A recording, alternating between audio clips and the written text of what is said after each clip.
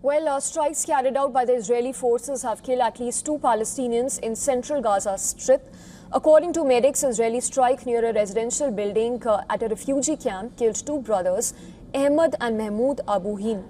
The attack by the Israeli forces comes at a time when Israeli forces have allegedly expanded the yellow zone areas under their control. New markers and concrete blocks were placed in eastern Khan Younis and northern Rafah region, while Israeli tanks venturing into the Al-Tuffah neighborhood forced several families to flee. We heard a very loud explosion in the area. We ran towards the targeted place. It was very close to us. We found 2 young men around 30 years old, torn to pieces. Even their features, we tried to recognize their features. Nothing is recognizable. They were all in pieces. We gathered their scattered remains with the young men from the walls and the ground. A video that was taken on Monday showed 2 yellow blocks used as boundary markers that had been moved closer to houses.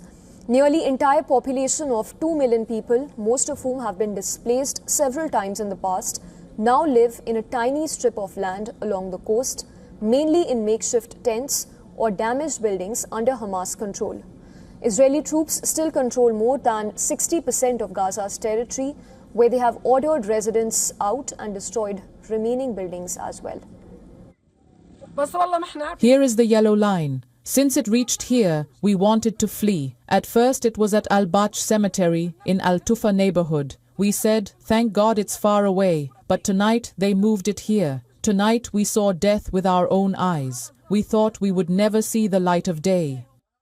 Tonight we were besieged. If I had shelter and others had shelter, we would leave. But we were besieged and our situation was difficult. Even the shooting was above our heads, I swear. The shooting was above our heads. We all sat in a room and prayed to God. All we could do was to pray. How God saved us, we don't know. We were maybe only 50 meters away from the tanks. 50 meters. Egyptian President Abdel Fattah al-Sisi has urged Israel to abandon its plan to take control of 70% of Gaza as he attended the G7 summit in France. Sisi said that Israeli forces initially controlled about 50% of the enclave under the truce before advancing to around 60% and then directing a move aimed at 70%. Sisi, while participating in a G7 summit session on West Asia stability, said that only 30% of the Gaza Strip is left for the Palestinian people, while adding that this approach must stop immediately. Sisi further said that there is no alternative to reaching a just and lasting settlement to the Palestinian cause based on the 2-state solution. Parallelly, the G7 leaders also issued a statement on the situation in Gaza, committing to accelerate humanitarian and reconstruction efforts in the Strip and the swift implementation of relevant political and security measures under the ceasefire. Israeli forces are meant to pull back behind a so-called yellow line as per the ceasefire deal that separates areas controlled by Hamas from those held by the Israeli army.